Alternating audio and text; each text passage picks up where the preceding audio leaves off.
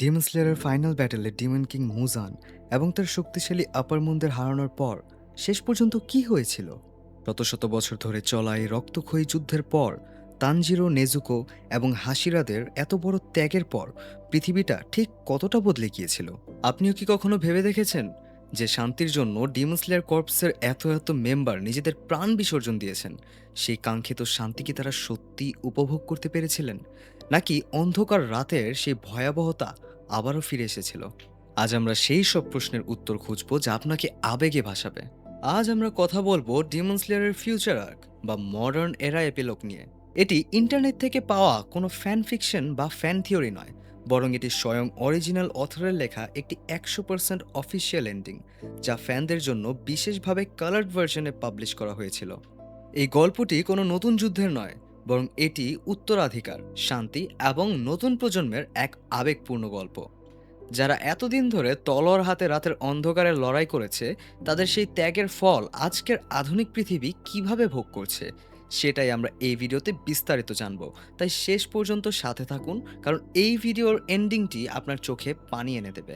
গল্পের এই পর্যায়ে এসে ডিমন কিং মুজান এবং তার সমস্ত আপার মুন্সদের চিরতরে শেষ করা হয়ে গেছে, কিন্তু এই বিশাল জয়ে ডিমন স্লেয়ার কর্পসকে এক অকল্পনীয় মূল্য চোকাতে হয়েছে।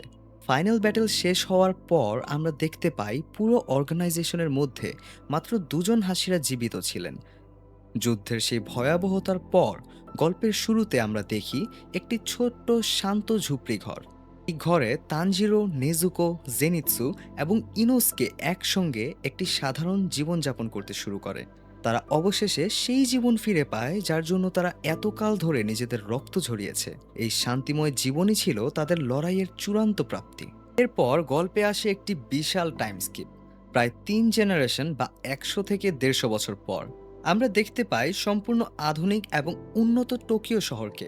এই মডার্ন এরাতে ডিমন বা রাক্ষস বলে আর কিছুরই অস্তিত্ব নেই।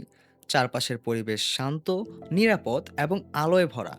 শত শত বছর ধরে রাতের অন্ধকারে মানুষের মনে যে ভয় কাজ করত, তা এখন সম্পূর্ণভাবে উধাও। এটিই সেই ভবিষ্যৎ যার স্বপ্ন ডিমন স্লেয়ার কর্পস যুগের পর যুগ দেখে আসছিল।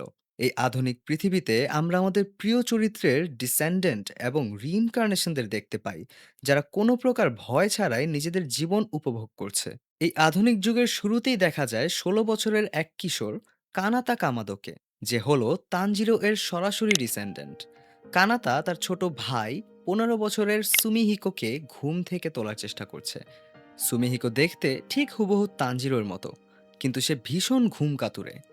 মুখে সে বলে যে সে জেগে আছে, কিন্তু আসলে সে ঘোরের মধ্যে থাকে, যার ফলে কানাতা বাধ্য হয়ে একাই স্কুলের দিকে রওনা দেয়। এরপর আমরা দেখতে পাই আমাদের প্রিয় জেনিৎসু এর পরিবারকে, যারা এই আধুনিক টোকিওতেই বসবাস করে। আমরা দেখি জেনিৎসু এর গ্রেট গ্র্যান্ডসন বা সরাসরি ডিসেন্ডেন্ট ইয়োশিতেরু আগাতসুমাকে। ইয়োশিতেরু বসে বসে তার গ্রেট গ্র্যান্ডফাদার জেনিৎসু এর লেখা একটি অটোবায়োগ্রাফি পড়ছিল।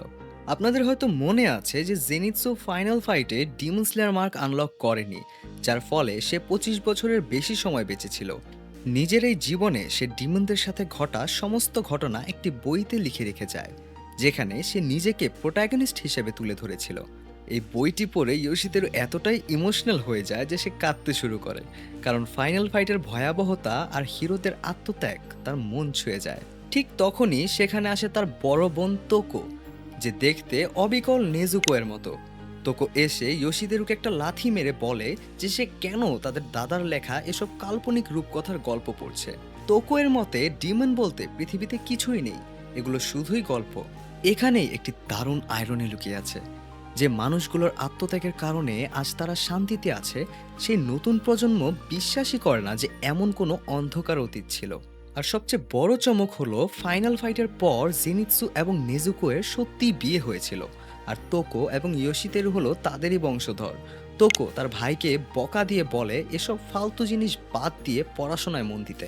স্কুলে যাওয়ার পথে তোকো তার ফোনে নিউজ দেখছিল, যেখানে দেখানো হয় তেনমা উজুই নামক একজন জিমন্যাস্ট জাপানের হয়ে গোল্ড মেডেল জিতেছে।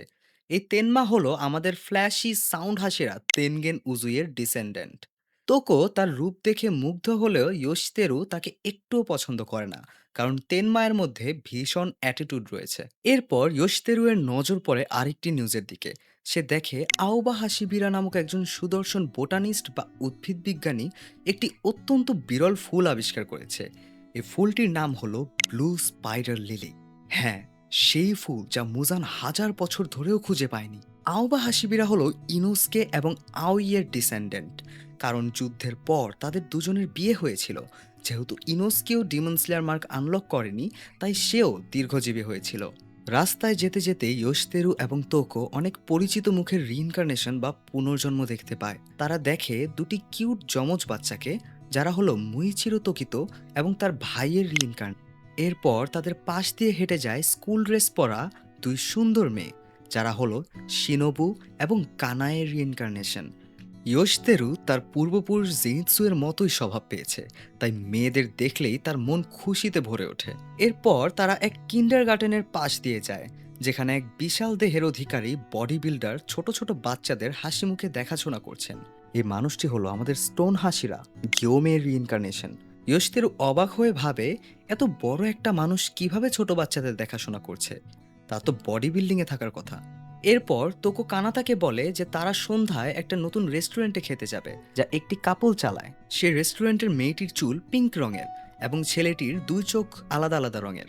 এরা আর কেউ নয়, আমাদের প্রিয় হাসিরা কাপল, ওবানাই এবং মিৎসুরি। মৃত্যুর আগে তারা একে অপরকে কথা দিয়েছিল যে পরের জন্মে যেন তারা সাধারণ মানুষ হিসেবে জন্মে এবং একে অপরের স্বামী স্ত্রী হতে পারে। এই আধুনিক যুগে তাদের সেই স্বপ্ন সত্যি হয়েছে।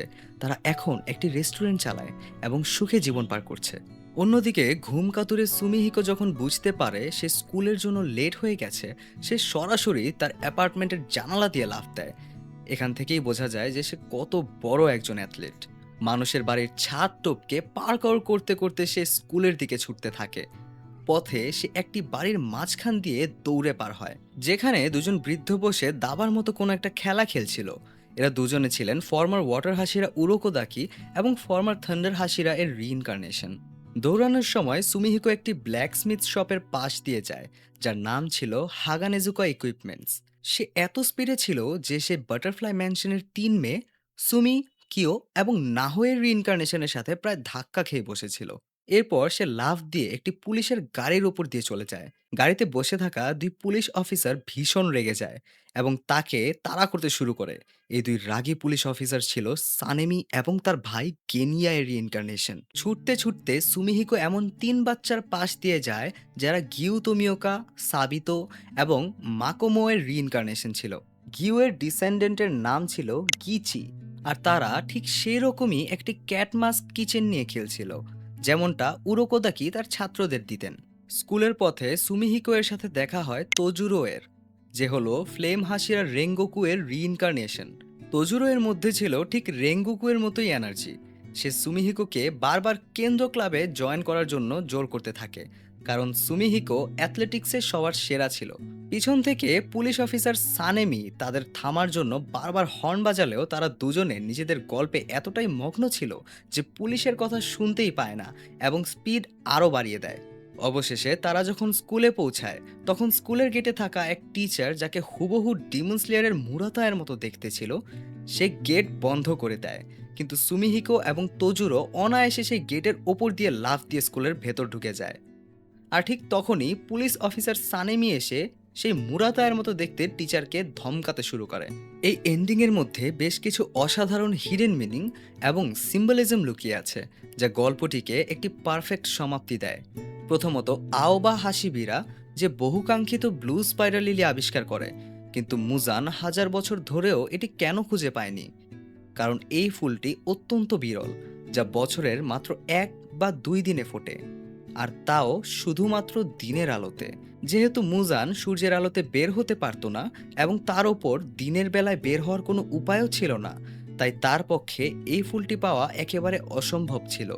যদিও আওবায়ের ভুলের কারণে ফুলগুলো নষ্ট হয়ে যায় এবং তাকে মিডিয়ার সামনে ক্ষমা চাইতে হয়, কিন্তু এই আবিষ্কার প্রমাণ করে যে মুজানের হাজার বছরের খোঁজ কতটা অর্থহীন ছিল।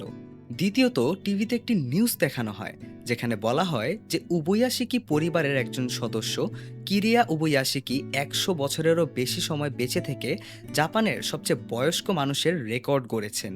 এর মানে হলো মুজানের মৃত্যুর সাথে সাথে উবয়াশিকি পরিবারের ওপর থাকা সেই অভিশাপ চিরতরে ভেঙে যায়, যার কারণে তারা ৩০ বছরের বেশি বাঁচতে পারত না। এটি প্রমাণ করে যে তাদের বলিদান অবশেষে সফল হয়েছে। আর সবচেয়ে ইমোশনাল দিকটি হলো ইউশিরো।